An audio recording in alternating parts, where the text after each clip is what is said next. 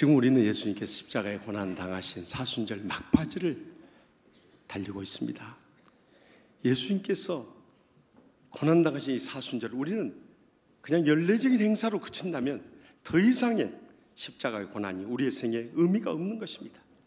그런데 오늘 예수님께서 십자가에 못 박히셔서 하신 7마디의 이 말씀을 통해서 우리가 사순절을 어떻게 묵상하며 지내야 되고 십자가의 고난의 영적 의미를 어떻게 깨달아야 될 것인가 하는 주님의 음성을 들을 수 있길 바랍니다. 왜 예수님께서는 그 수많은 말씀 가운데서 십자가에서 7마디의 말씀을 하셨을까요? 이 7이라는 수는 영적으로 깊은 의미가 있습니다. 3이라는 삼일째 하늘의 수와 4라고 하는 동서남북 땅의 수를 합해놓은 게 7이에요. 그러니까 천지에 충만하신 하나님의 말씀을 종합해서 요약한 말씀이 바로 이 십자가 위에서의 7마디 말씀이었던 것입니다. 그것도 예수님께서 금요일 오전 9시에 십자가에 못 박히셔서 6시간 동안 매어 달려 계셨는데 그곳에 어둠이 임하기 전에 하셨던 이 3마디의 말씀을 오늘 함께 묵상하면서 이 십자가의 고난의 깊은 영적인 의미를 깨닫고자 하는 것입니다. 그 첫 번째 하신 말씀이 오늘 본문 누가복음 23장 34절에 나와 있습니다. 다 같이 다시 한번 읽습니다. 아버지여 저들을 사하여 주옵소서. 자기들이 하는 것을 알지 못함이니이다. 아멘. 주님께서 십자가에서 하신 말씀 가운데 왜 하필이면 가장 먼저 저 원수들을 용서해 달라고 용서를 간구하는 기도를 하셨을까요? 적어도 우리의 신앙생활 가운데 용서를 통해서 우리의 마음이 치유되지 않으면 안 된다는 것입니다. 우리의 마음이 치유돼야 진정으로 천국을 우리는 모시고 날마다 행복의 감격 속에 살게 될 뿐만 아니라 우리 주에 있는 가정과 교회와 온 세상을 천국같이 밝힐 수 있기 때문입니다. 그래서 가장 먼저 우리의 심령을 치유하기 위해서 우리에게 용서할 것에 모범을 보여주셨던 것입니다. 사실 이 기도는 예수님 탄생하기 주전 700여 년 전에 이사야 53장 12절 말씀에도 예언되어 있었고요. 또 예수님께서 이 땅에 오셔서 사역을 하는 가운데 마태복음 5장 44절에 나는 너희에게 이르노니 너희 원수를 사랑하며 너희를 박해한 자를 위하여 기도하라고 말씀하셨어요. 그리고 지금 십자가 위에서 그 모범을 보여주고 계신 것입니다. 그럼에도 불구하고 그 원수들은 예수님이 하나님의 아들이심을 알지 못하고요, 예수님을 먼저 끌고 그 당시 종교적으로 정치적으로 막강한 영향력 가지고 있는 산헤드린 공회에 이르러서 예수님에게 얼마나 수모와 모멸에 찬 행동을 한지 모릅니다. 예수님에게 침을 뱉고요, 주먹을 때리고요, 뺨을 내리치면서 고통을 안겨주죠. 그렇게 신문한 다음에 다시 빌라도 법정으로 끌고 간 거예요. 당시 로마가 전 세계를 지배하고 있었는데요, 로마에서 유대 땅에 파송된 5대 총독이었던 빌라도 법정이 이르렀어요. 그들은 유대인의 왕이라고 희롱하기 위해서 먼저 머리에 이 왕관인 대신 가시관을 씌우고요, 또 홍포를 입혀서 왕의 옷처럼 흉내를 내고요, 또 왕의 호월 지팡이 대신 이 갈대를 오른손에 쥐어주면서 조롱하기 시작한 것입니다.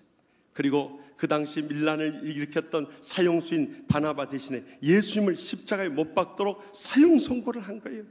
그리고 다시 예수님 그 홍포라 또 갈대를 뺏어서 머리를 내리치고요, 예수님 옷으로 다시 입혀서 그 무거운 3-4m 되는 이 십자가를 등에 지고 골고다 언덕, 원래 이 해골 모양으로 생겼고 수많은 사형수들을 처형해서 그것은 해골이 많다고 해서 해골이라는 뜻으로 히브리어와 아람어에서 골고다라 하고요, 라틴어로는 갈보리라 하는 그 산 언덕에 이르렀어요.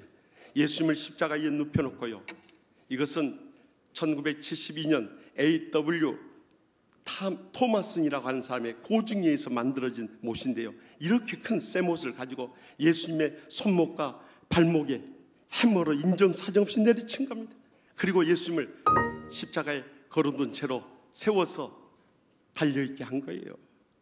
그때 예수님 마음이 어떠셨을 것 같아요? 12군단이 넘는 그 수많은 천사들, 그러니까 한 군단이 6천 명이니까요 7만 2천 명이 넘는 군단을 내리 불러서요 그들을 다 심판할 수도 있었어요. 그러나 주님께서는 그렇게 하지 않으셨어요. 그들을 미워하지도 않고요 분노하지도 않고요 원수를 갚으려고 저주하지도 않았어요. 그 십자가에서 고통 중에 첫 번째 하신 기도가 아버지여 저들의 죄를 용서하여 주시옵소서. 자기들이 하는 죄를 알지 못하니이다. 이 기도를 드렸던 거예요. 주님께서는 십자가에 돌아가시면서까지 이렇게 용서해 주셨는데 우리는 우리의 삶 가운데 원수들이 얼마나 많이 있습니까? 그런 원수들에 대해서 얼마나 용서하며 살고 있느냐는 거예요. 여러분, 우리가 용서하지 않으면요 제일 먼저 내 마음이 평안하지 못해요. 내 육신도 건강하지 못하는, 내 삶도 축복되지 못해요. 내 신앙생활도 행복하지 못하는, 모든 관계도 다 깨져버리고 주님의 풍성하신 은혜와 축복도 다 잃어버리고 마는 것입니다. 그러므로 내가 영적으로 살기 위해서라도 예수님처럼 어떤 원수라도 용서할 수 있길 바랍니다. 우리의 용서를 통해서 그들의 심령이 치유되고요 회복되고요 관계가 다시 복원되는 것을 분명히 경험하게 될 것입니다. 루마니아의 저항신학자인 리처드 범블란트 목사님은 복음을 증거하다가 루마니아 공산 정권에 의해서 14년 동안 투옥 생활을 했어요. 근데 한 번은 감옥에 갇혀 있는데 한 죄수가 들어왔어요. 그걸 보고 깜짝 놀라지 않을 수 없어요. 그 죄수는 다름 아니라 이 범블란트 목사님을 잡아다가요 온갖 고문을 시키고 결국 감옥에 가뒀던 그 비밀 경찰 장교였던 거예요. 그래서 어떻게 해서 당신이 이곳에 들어왔냐고 했더니 그분이 눈물을 흘리면서 이런 고백을 하더라고요. 한 아이의 어머니를 예수 믿는다고 잡아다가 고문을 하고 옥에 가뒀대요. 그런데 어느 아침에 출근길에 나오는데 집 앞에 한 소년이 있어서 눈물을 흘리고 서 있더래요. 그래서 너 무슨 일이냐고 물었더니 장교님 오늘이 우리 엄마 생일이에요. 그런데 제가 매년 우리 엄마에게 다른 선물 못해도 이 꽃 한 다발을 선물했는데 우리 엄마가 잡혀가서 오늘은 선물할 수 없네요. 그런데 엄마가 매일 저를 위해서 말씀으로 가르쳐주면서 기도해 주기를 너는 원수를 사랑해야 된다. 악을 악으로 갚지 말고 선으로 악을 이기라고 말씀해 주셨는데 엄마 오늘은 꽃을 선물할 수 없으니까 어떻게 하면 좋아요 하고 울면서 기도하는데 성령님이 감동을 해주다. 엄마를 가둔 장교 부인에게 이 꽃다발을 전하는 감동이 있어서 장교님 부인에게 이 꽃 전해드리러 왔어요 하면서 그 꽃을 전하는. 여러분, 철없는 어린아이가 무슨 사랑의 마음이 그렇게 기뻐서 원수 같은 자기의 부인에게 그 꽃을 선물하냐면 자기도 모르게 눈가에 눈물이 고이더랍니다. 그리고 그 아이를 꼭 끌어안고요 내가 이 꽃 너희 엄마에게 전하마. 그리고 감옥에 들어가서 그 엄마에게 이 꽃을 전해주고요. 그런데 그 뒤로 계속해서 자기 마음을 흔드는 그 사랑의 역사가 있더라고요. 자기도 견디다 못해서 결국 그 소년을 찾아서 교회에 나가기 시작해요. 가서 예배드려가 잡혀서 자기도 이곳에 끌려왔다는 것이었습니다. 여러분, 얼마나 놀라운 사랑의 복음의 역사입니까? 우리가 사랑으로 섬길 때 어떤 원수라도 회개하고 돌아오게 되는 것입니다. 그래서 주님께서 마태복음 18장 33절과 35절에 내가 너를 불쌍히 여긴과 같이 너도 내 동료를 불쌍히 여김이 마땅하지 아니하냐 하시고 너희가 각각 마음으로부터 형제를 용서하지 아니하면 나의 하늘 아버지께서도 너희에게 이와 같이 하시리라 경고하지 않습니까? 여러분, 우리가 원수를 용서하지 않으면 하나님도 우리를 용서하지 않으신다는 얼마나 두렵고 떨리는 말입니다. 그러므로 원수가 아무리 나를 해하려고 달려와도 우리는 끝까지 용서하고 사랑할 수 있길 바랍니다. 그들이 결단코 변하지 않고 우리를 끝까지 해하려고 달려들어도 우리는 죽을 때까지 그들을 사랑하며 섬길 수 있길 바랍니다. 언젠가는 하나님 앞에서 그들이 회개하고 돌아올 날이 꼭 다가오게 될 줄 믿으시기 바랍니다. 요즘에 긍정의 힘, 믿음의 힘 등을 써서 세계적인 베스트셀러가 됐던 미국에서 가장 큰 교회 중 하나인 텍사스주 오스틴에 있는 레이우드 교회에 조엘 오스틴 목사님이 쓴 행복의 힘이라는 책이 나왔어요. 그 책 가운데 보면 전임 목사님이셨던 아버지의 간증이 나옵니다. 그의 아버지 존 오스틴 목사님은 평생 동안 목회를 하셨어요. 그런데 이 아버지 목사님을 너무도 괴롭히는 목사님이 한 분 계셨어요. 그런데 한 번은 그 편지를 썼는데요, 온갖 아버지에 대해서 비방하고 험담하는 글을 써가지고 아버지 목사님의 그 편지를 보낸 거예요. 아버지가 그 편지를 보고 세상에 이런 목사가 있는가, 너무 억울하고 원통하고 막 분노가 가슴에 사무쳐서 견딜 수가 없어요. 그래서 아버지도 그 목사님의 답장을 쓰는, 자기 마음속에 있는 분노를 다 쏟아서 그 답장을 썼다. 그리고 우편함에다가 올려놓은 거예요. 그런데 편지를 써보내고 돌아와서 서재에 앉아있는데요, 성령님의 음성이 들려오답니다. 너 그렇게 쓰고 나니까 마음이 평안하냐? 네, 이제 좀 분이 풀린 것 같습니다. 내가 너에게 뭐라고 말씀했냐? 악을 악으로 갚으라고 그랬느냐? 선으로 악을 이기라고 했느냐? 너는 악을 악으로 갚고 있느니라. 너나 그 목사나 다를 게 뭐가 있느냐? 그 성령님의 음성 앞에 이 목사님이 무너져 버려요. 그 순간 엎드려서 회개하고요, 그 목사님을 진정으로 용서하고요, 가서 우편함에 있는 그 편지를 다시 가져와서 찢어버렸어요. 그리고 그 뒤로 그 목사님을 만나도 아무런 편지 받은 것이 아는 것처럼 사랑으로 꽉까지 섬겼어요. 그런 세월이 1년, 2년, 3년, 4년, 11년, 12년, 13년, 14년, 15년, 16년을 만났어요. 어느 날 그 목사님이 전화 왔더랍니다. 존 목사님, 제가 목사님의 큰 죄를 저질렀어요. 16년 전에 제가 목사님 그렇게 비방하고 험담하는 편지를 보내놓고 하루도 내 마음이 평안할 날이 없었습니다. 그런데 성령님께서 저를 깨우쳐주는데도 저는 그런 제약된 삶을 벗어나지 못하고 있다가 오늘이야 제가 주님의 말씀 앞에서 무릎을 꿇고 회개하게 됐습니다. 목사님, 16년 전에 저의 잘못을 용서해 주세요. 그때 아버지 존 오스틴 목사님 눈가에서 하염없이 눈물이 흘러내리더랍니다. 이 아버지의 간증을 들면서 조엘 오스틴 목사님은 이렇게 고백합니다. 우리가 원수를 풀지 않고 끌어안고 있으면 하나님께서도 네 인생 네 마음대로 해라 하고 내버려 두신다는 거예요. 그러나 내가 용서하고 기다리고 있을 때, 그래 내가 맡아서 네 문제를 해결하마, 그 원수라도 내가 손을 봐주마 하면서 응답해 주신다는 것입니다. 그래서 모든 관계를 화평케 해서 모두가 천국 같은 행복한 삶을 회복하게 될 것을 증거하고 있는 것입니다. 여러분, 우리가 사순절을 맞으면서 십자가의 고난을 묵상하면서 예수님께서 첫 번째 왜 그 말씀하시는가? 아직도 내 마음속에 풀리지 않은 원수들이 남아있기 때문입니다. 그 원수들을 오늘 모두 다 주님께서 나를 어떻게 용서했는가를 기억하면서 다 용서하고 돌아갈 수 있길 바랍니다. 거기서부터 여러분들이 하나님과의 관계가 화평케 되고 모든 사람들과의 관계가 화평케 되고 천국 같은 행복의 감격 속에 살아가게 될 줄 분명히 믿으시기 바랍니다. 예수님께서 이렇게 십자가에 못 박히셨는데요, 한편 그 행악자는요 예수님을 조롱하기 시작합니다. 내가 그리스도 구세주냐? 그러면 너와 우리도 구원해라. 그러자 다른 편에 있던 행악자가 너 무슨 말을 그렇게 하느냐? 우리는 죄를 지어서 그 보응으로 이 벌을 받지만 저분은 하시는 말씀이나 하신 일들이 모두 다 오르신 하나님의 아들이시니라. 그러면서 그가 예수님을 향해서 예수님, 당신의 나라에 이를 때 저를 기억하옵소서 하면서 그의 구원을 요청하게 된 것입니다. 그때 하신 말씀이 오늘 본문 누가복음 23장 43절에 나와 있습니다. 다 같이 읽겠습니다. 내가 진실로 내게 이르노니 오늘 내가 나와 함께 낙원에 있으리라. 아멘.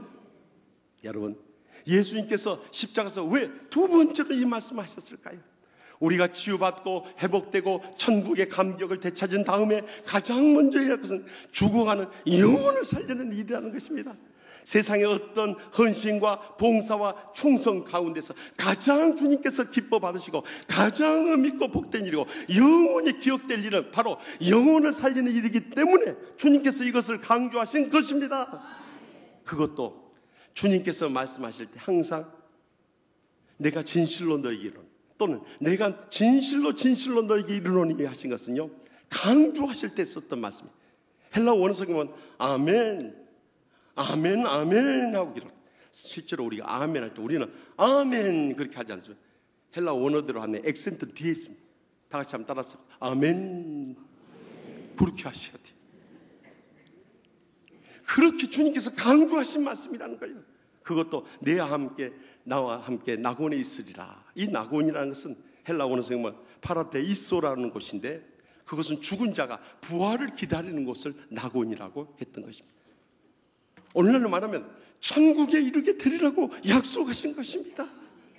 예수님께서는 마지막 십자가에 돌아가시면서도 죽어간 영혼을 살려냈음을 잊지 마시기 바랍니다. 그런데도 우리는 살아서 이렇게 건강하고요, 하나님의 은혜로 축복되게 살면서도 더욱이 중한 직분 받았다고 사명이 크다고 하면서도 영혼을 살리는데 얼마나 무관심하고 지나쳐버립니다.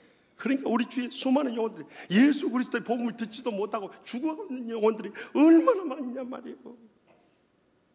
한 목사님이 비행기를 타고 가다가 외국인 비행기의 그 승무원에게 전도를 하고 싶었어요. 그래서 그 스튜어디스에게 물었어요. Do you know Jesus Christ? Wait a minute. 잠깐만 기다리세요. 가더래요. 예수 그리스도 아냐고 그랬더니 잠깐 가더라는 거예요. 갔다 오더니 파일을 하나 가져오더니 Do you said Jesus Christ? 당신 예수 그리스도라고 말씀하셨습니까? 그래서 Of course. 물론이죠. 그랬더니 Jesus Christ는 탑승자 명단에 없습니다. 그러더래요. 이렇게 예수 그리스도를 모르는 사람들이 이 땅에 많이 있어요. 적어도 이 지구상에 3분의 2는 예수 그리스도를 모르고 안 믿는 사람들입니다. 이렇게 죽어가는데 우리가 그들의 영혼에 대해서 관심도 없어요. 우리의 사랑하는 가족들, 친척들, 친구들, 이웃들이 지금 지옥 불못을 향해 떨어져 죽어가고 있는데도 우리는 하나님 앞에서 말씀의 은혜 받는다, 기도한다, 찬양한다, 봉사한다 하면서도 전도를 안 해버리면 죽은 신앙생활을 하고 있는 것입니다. 그러나 여러분 일단 믿음에 순종하며 나가보십시오. 하나님께서 예비하신 영혼들을 얼마든지 만날 수 있습니다. 지난 주간에 한 집사님의 간증을 들었어요. 이 집사님은 불교 열심히 다닌 사람이었어요. 그런데 그가 다니는 직장이 예수 믿는 회사예요. 그래서 매주 월요일마다 예배를 드리는 거예요. 어쩔 수 없이 끌려가서 예배 드려요. 또 더욱이 직장 동료를 따서 어쩔 수 없이 교회에 또 몇 번 가본 적이 있대요. 그 예수를 안 믿었는데 점점 그의 마음이 공고하고 가정일이 안 풀려서 있던 가운데 우리 교회 권사님의 전도를 통해서 교회에 나오게 됐어요. 교회에 나오니까 말씀이 가슴에 와닿고 은혜가 되고 특별히 알파코스에 가서 성령의 은혜를 뜨겁게 체험하게 된 거예요. 그리고 치유동산에 가서 천국의 삶을 되찾게 된 거예요. 그리고 성김으로까지 봉사하다가 하고 있으니까 가족들이 술렁이기 시작했어요. 자녀들이 그러더래요. 엄마 그렇게 교회에 열심히 나가죠. 주지 스님이 알면 어쩌려고 그래? 그러더래요. 당장 찾아올 텐데 그렇게 놀리더래요. 또 남편도 그러더래요. 나는 당신이 평생에 교회에 그렇게 미칠 줄은 꿈에도 상상을 못했다는 거예요. 그런데 그 가족들까지 전부 전도해버린 거 있죠. 그런데 교회에서 새생명 초청 축제를 만나서 노방전도를 나간다는데 또 순종하면서 나가고 싶더래. 그랬더니 같이 간 권사님이 박 집사님 오늘 머리 올렸네 그러더래. 이 육신의 머리를 올렸다는 게 아니라 영적인 머리를 올렸다는 거예요. 골프 치는 사람 필드에 나가면 머리 올렸다고 그러잖아요.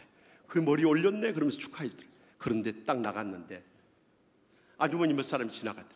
그래서 뒷찾아가서 저희들 치유하는 교회에서 나왔는데요, 이번 부활주일에 새생명 초청 축제 하니까 꼭 한번 아버지하고 초청장을 내밀었대. 그랬더니 자기 교회 다닌다고 그러더래.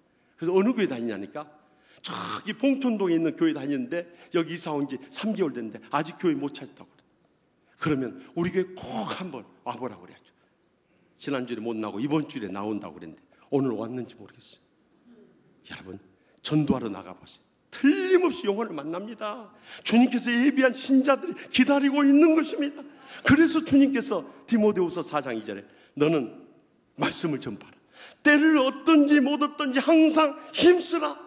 범사에 오래 참음과 가르침으로 정책하며 경계하며 구원하라고 명령하고 있지 않습니까? 여러분, 많은 때 우리가 전도에 대한 두려움 때문에 못 나가요. 그러나 순종하면 나가보십시오. 주님께서 예비한 영혼을 만날 뿐만 아니라 주님께서 준비한 말씀을 대언하도록 역사해 주시는 것입니다. 여러분, 전도를 절대 어렵게 생각하지 마세요. 나가서 이렇게 하면 돼요. 다 같이 따라서 해보겠습니다. 예수 믿으니까 너무 좋아요. 치유하는 교회 나가니까 너무 좋아요.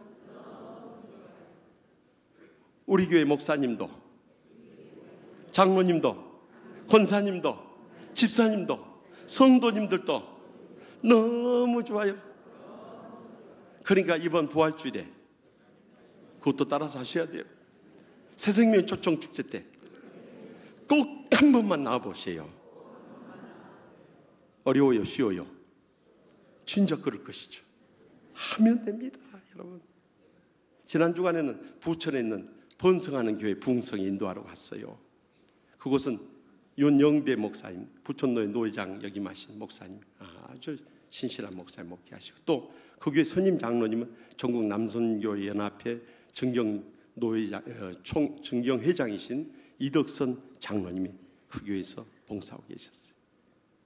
가서 보니까요, 이 삼각교회인데요, 여러분, 요즘에 삼각교회 사람들 안 옵니다. 그런데 얼마나 목사님을 중심으로 해서 열심히 기도하고 간절히 전도했던지요. 이번에 가서 보니까요, 이 삼각교회 안에 교인들이 가득 차 있는 거예요. 여러분, 집회 때도 사람들이 안 나와요. 사진 좀 띄워주세요. 이 정도 하면 나올 때가 됐는데 왜 안 나오신 거예요? 저렇게 모여 있는 거예요, 여러분. 또 이번 성회를 위해서도요, 40일 동안 특별 새벽기도 하고요, 지난 한 주간 온 성들이 금식 기도를 했다는 거예요. 그러니 어떤 부흥사 가서도 은혜 받게 되어 있더라고요. 저는 삼각교회 교회가 이렇게 요즘 안 모이는 때 부흥하고 있는데, 우리는 하나님께서 이렇게 아름다운 성전을 허락해 주셨는데도 우리가 전도하지 않으면 어떻게 되겠어요?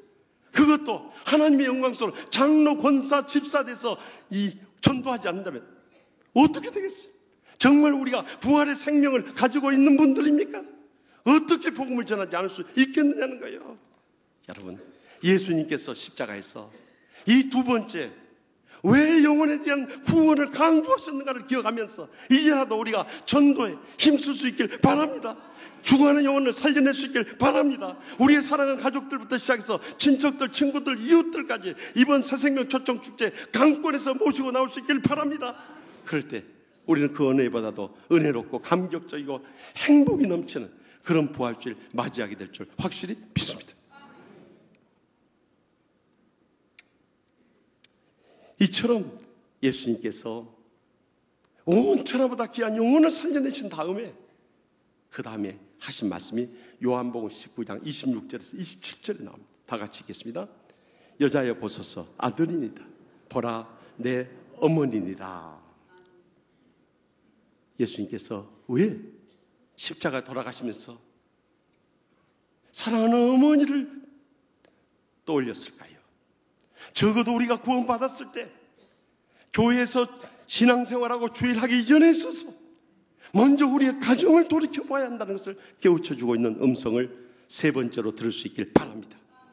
많은데 밖에서 바쁘고 피곤할수록, 또 교회를 열심히 있고 지칠수록 가정에 소홀히 할 때가 얼마나 많겠습니까? 그래서 주님께서는 가장 먼저 십자가 곁에 서 계시는 사랑하는 어머니 마리아를 바라보면서, 또 그 옆에 서 있는 요한 사도를 향해서 이 말씀하셨던 거예요. 사실 그때 당시에 아버지 요셉은 이미 세상을 떠난 뒤였기 때문에 어머니밖에 그곳에 서 계실 수밖에 없었던 것이죠. 그런데 그런 어머니 마리아에게 여자여 보소서, 아들이니다, 그렇게 고백할 때 아마 예수님 눈물 없이 고백하지 못했을 거예요. 우리는 흔히 여자여 하고 부르니까 예수님께서 어머니를 하대하시는 것이 아닌가 생각할지 모르지만 여기 헬라어 귀나이라는 단어는요, 왕후나 여왕에 붙이는 최상의 존칭어였던 것입니다. 우리나라에도 한때 군사 독재 정권 아래에 있을 때 육사생들이 얼마나 힘이 있었습니까? 그래서 학사 위에 석사 있고, 석사 위에 박사 있고, 박사 위에 육사 있고, 육사 위에 뭐 있는 줄 아십니까? 여사가 있었어요. 모르셨나요? 그렇게 천하를 호령하던 박정희 대통령도 유영수 여사 앞에서 꼼짝 못했고요. 전두환 대통령도 이순자 여사 앞에서 꼼짝 못했어요. 말 안 되는 턱으로 막 하더버려요.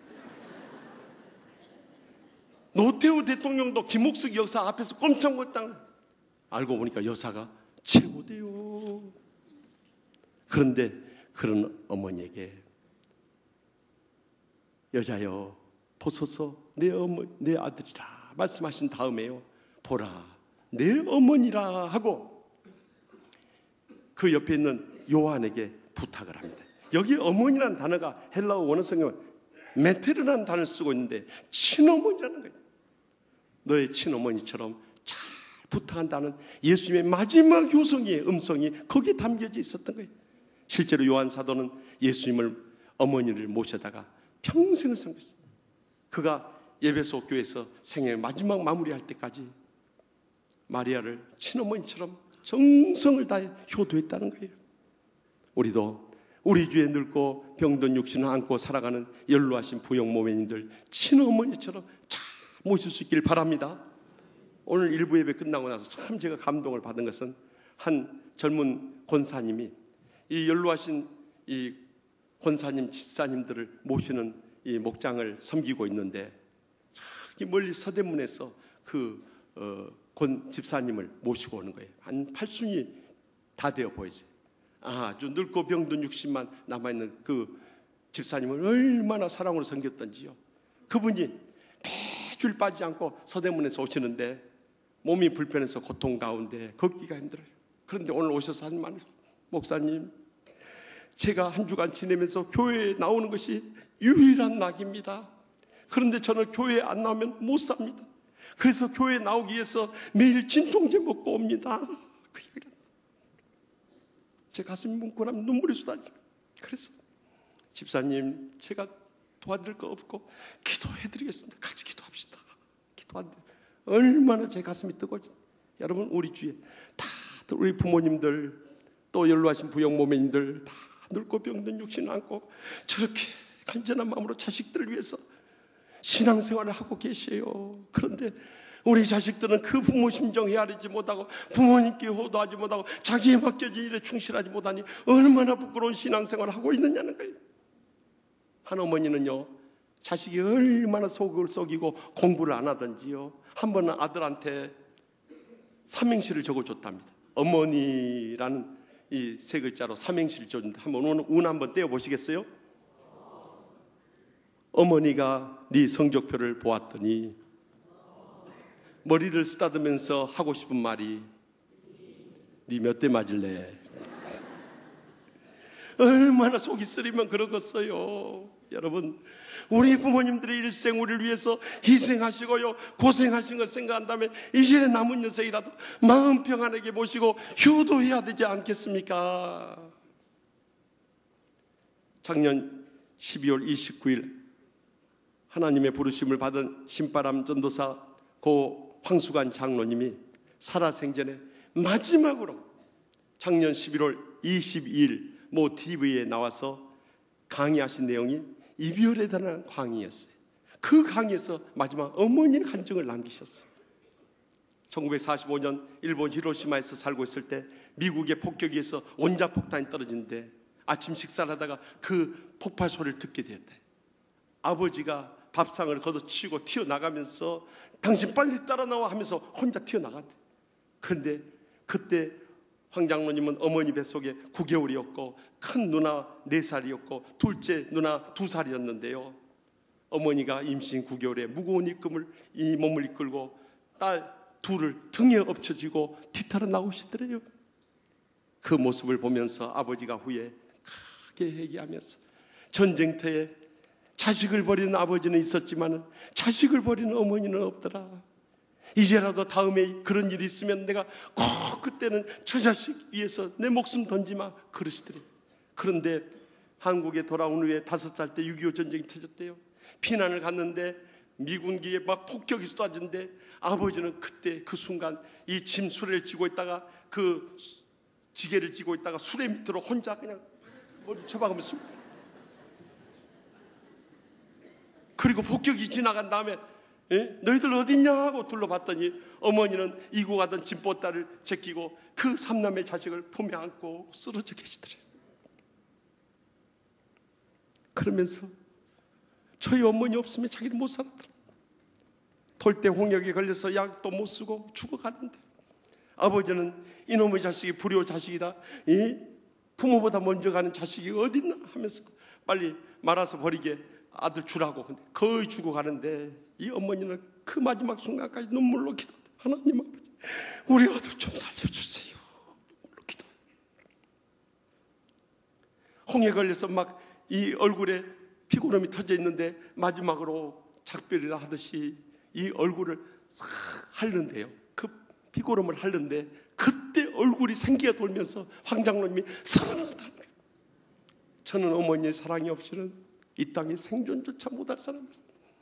여러분, 어머니 세상 떠나고 나면 효도할 부모님이 안 계세요. 살아생전에 부모님 잘 모시세요. 그 간증하시다.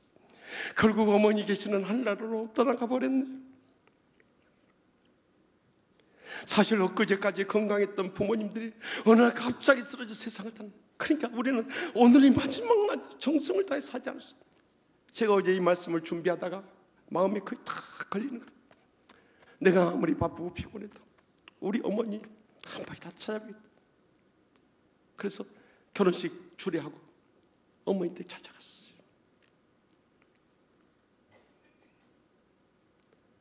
이번 기회가 마지막이라는 심정으로 우리 부모님들 사랑으로 정성을 다해 섬길 수 있기를 바랍니다. 인류대를 졸업한 한 청년이 대기업 입사 면접을 보러 갔어요. 사장님이 그곳에 나오셔서 묻더랍니다. 자네는 어머니, 아버지 발을 씻겨드린 적이 있는가? 죄송합니다만 없습니다. 부모님 등을 긁어준 적이 있는가? 초등학교 때 용돈 받으려고 한번 긁어준 적이 있어. 자네 당장 오늘 집에 가서 부모님 발 씻겨드리고 내일 다시 오소. 그러시더래요. 아버님은 이미 세상 떠나고 젊은 날 혼자 되었어. 일평생 자식 잘되기만을 바라던 그 어머님 발을 한번 씻겨드리지 못했던 것이 얼마나 마음에 걸리던지요. 지금까지도 자식 잘되기만을 바라며 뒷바라지하는 그 어머니 생각이에요. 마음 먹고 그날 저녁 어머니 돌아오시자 어머니 앉혀놓고 세수대에 가다가 어머니 발 씻겨드리고 싶어요 하고 양말을 벗기는데 어머니 발등이 사람의 발등이 아니라 나무 껍질처럼 까칠하더래요. 물속에 잠그고 이 발바닥을 만진 순간 다시 한번 깜짝 놀라지 않았어요. 그것은 더 이상 어머니의 발이 아니었어요. 굳어질 대로 굳어진 시멘트와 같은 발바닥이었어요. 그 어머니의 발을 붙잡는 순간 얼마나 눈물이 쏟아진다. 말도 못하고 눈물을 흘리고 있어요. 어머니도 그 아들을 끌어안고 우시기 시작하더라. 그렇게 발을 씻겨드리고 다시 그 다음날 회사를 찾아갔어요. 어떻게 부모님 발 씻겨드리고 왔는가? 사장님, 저는 지금까지 평생 학교에서 배우지 못했던 것 사장님에게 배웠습니다. 저는 이 회사에 취직될 자격이 없습니다. 앞으로 제가 어느 곳에 가든지 저희 어머니 한평생 정성을 다해 섬기며 효도하겠습니다. 감사합니다. 그리고 나가려는데 사장이 부르더니 내일부터 당장 출근하라고 그러시더래요. 여러분, 우리가 이렇게 부모님께 효도할 때 하나님께서 복으로 갚아 주시는 것입니다. 그래서 에베소서 6장 1절에 3절에 자녀들아 주 안에서 너희 부모에게 순종하라. 이것이 옳으니라. 내 아버지와 어머니를 공경하라. 이것은 약속 있는 첫 계명이니 이로써 내가 잘되고 땅에서 장수하리라. 분명히 약속하지 않습니까? 우리가 부모님께 효도할 때 진정으로 우리가 잘되는 축복을 누리고 장수하는 건강을 얻게 될 줄로 믿으시기 바랍니다. 전전주 목요일 우리 교회 한평생을 섬기신 박기덕 초대 권사님이 97세를 일기로 하늘나라로 떠나가셨어요. 박 권사님은 제2대 국회의원이었던 김나고 성도님과 그 고향에서 고아들과 애로움 속에 사는 분들 돌보면서 평생을 희생하고 봉사하며 사셨어요. 그리고 남편을 여의고 서울로 올라오셔서 큰 따님 댁인 김양자 은퇴 권사님과 정병택 원로 장로님 댁에서 한평생을 지내셨어요. 여러분, 저는 정말 이번에 장례를 치르면서도 감탄한 것은 우리 김 권사님도 훌륭한 분이지만 정 장로님, 어떻게 장모님을 친어머니처럼 사위인지 아들인지 모를 정도로 그렇게 55년을 섬겨왔다는 거예요. 여러분, 우리가 친부모님도 1, 2년 한번 모시고 살아보십시오. 당장 갈등이 생기고 불화할 수밖에 없는데 그것도 장모님을 55년 동안 섬겼다는 게 얼마나 참 감탄스러운 일입니까? 더구나 이 5 따님을 두었는데요, 이 5 따님 모두 다 이 권사님이 되셨는데 그 김양자 권사님이 나머지 동생들 넷을 전부 대학까지 보내고 결혼까지 시켜줬다는 거예요. 그러니 처가에 어렵고 힘든 것을 다 짊어지고 한평생 그렇게 모시고 섬겼던 거예요. 그랬던 장로님 가정에 하나님께서 얼마나 복을 주셨는지. 제가 알기로는 아마 우리 교회에서 제일 복받은 가정이라면 정병택 원로 장로님, 김양자 은퇴 권사님 가정이 아닌가 생각되죠. 왜냐하면 교회에서도 참 크게 일했을 뿐만 아니라 노회적으로 장로로서 노회장까지 됐다는 것은 이것은 가정의 영광일 뿐만 아니라 자손들에게도 큰 복이 되는 것이기 때문이에요. 그래서 이 5남매 자손들도 다 잘 됐어요. 한국에서나 미국에서나 다 잘 돼서 지난 2월 말에는요, 그 아딸의 사이가 미국에 공부해서 공학 박사인데 모토로라에서 부장으로 일하다가 이제는 퇴직하기 전에 남은 생에 하나님의 복음 선교를 위해서 헌신하기 원해서 신학을 먼저 야간으로 공부하고요, 지난 2월에 목사 안수를 받았어요. 그런데 아마 권사님은 97세의 그 장수의 복을 누리면서도 이 손녀 사이 목사 되는 것을 기다렸던지 그 손녀 사이 목사 되는 거 다 보고 나서 마지막으로 베드로전서 3장 10절에서 11절 말씀을 유언으로 남겼어요. 제가 여러분들이 전해드리고 싶어요. 그러므로 생명을 사랑하고 좋은 날 보기를 원하는 자는 혀를 금하여 악한 말을 그치며 그 입술로 거짓을 말하지 말고 악을 떠나 선을 행하고 화평을 구하며 그것을 따르라. 이 말씀을 마지막 유언으로 남기시고 금년 들어서 가장 따스하고 화창한 날 주무시듯이 편하게 주무시고 하늘나라로 떠나가시대요. 저는 그 권사님의 여생도 헌신과 희생과 봉사의 삶을 사셔서 복되게 사셨지만 그 권사님을 모신 참으로 따님 4분의 그 믿음이 결국 어머니의 남은 여생을 복되게 했을 뿐만 아니라 그 자손들까지 복을 받으면서 제 마음속에 오는 그 장래의 은혜가 너무나 컸어요. 사랑하는 성도 여러분, 우리 인생도 이렇게 다 지나갑니다. 그러나 오늘 십자가에서 주님께서 가장 먼저 하셨던 이 3마디 말씀을 잊지 않고요, 남은 생에 어떤 원수라도 용서하고요, 원천하보다 귀한 영혼을 구원하고요, 또한 우리 부모님들 정성을 다해서 효도할 때 이것이 바로 사순절을 맞는 십자가의 영적 교훈이요, 남은 때를 사는 우리의 정말 은혜롭고 행복하고 축복된 삶이 있을 줄 확실히 믿습니다. 이 시간 다 같이 일어나셔서 결단의 찬송으로 그 사랑 가사를 생각하면서 믿음으로 결단한 마음으로 간절한 심령으로 찬양하며 함께 은혜를 나누며 영광 돌 수 있길 바랍니다.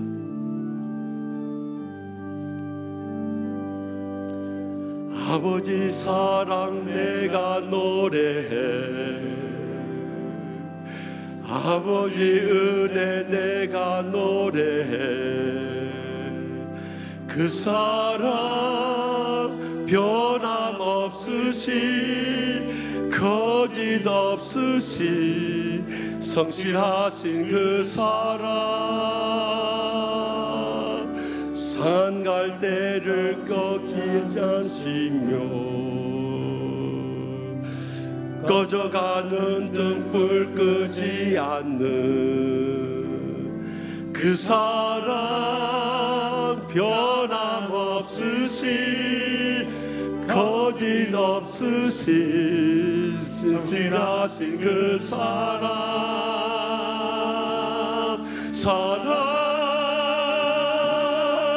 그 사랑 날 위해 죽으신 날 위해 다시 사신 예수 그리스도 다시 오실 그 사랑 죽음도 생명도 천사도 하늘의 어떤 권세도 끊을 수 없는 영원한 그 사랑에 우리 가슴에 손을 꽂고 그 사랑 날 위해 죽으신 그 사랑 날 위해 죽으신 날 위해 다시 사신 예수 그리스도 다시 오실 그 사랑 죽음도 생명도 천사도 하늘의 어떤 권세도 이룰 수 없는 영원한 그 사랑에 그 사랑 날 위해 죽으신 그 사랑 날 위해 죽으신 날 위해 다시 사신 예수 그리스도 다시 오실 그 사랑 죽음도 생명도 천사도 하늘의 어떤 권세도 이룰 수 없는 영원한 그 사랑 예수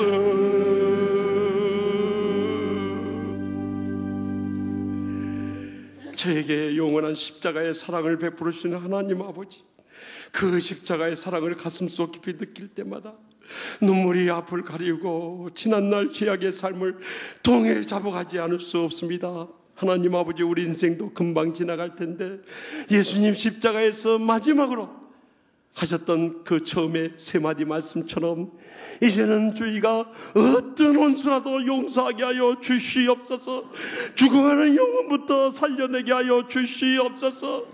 우리의 가까운 부모님부터 정성을 다해 효도하며 우리 주위에 연로하신 부영모민들 사랑을 다해 섬기게 하여 주시옵소서. 이것이 십자가의 진정한 영적 교훈이고 사순절을 보내는 은혜와 행복과 축복이 넘치는 삶인 줄 확실히 믿사옵고 우리 주 예수님 이름으로 간절히 축복하며 기도하옵나이다. 아멘. 이제는 여호와는 내게 복을 주시고 너를 지키시길 원하며 여호와는 그의 얼굴을 내게 비추사 은혜 베푸시기를 원하며 여호와는 그 얼굴을 내게로 향하여 드사 평강 주시기를 간절히 축원하옵나이다. 아멘.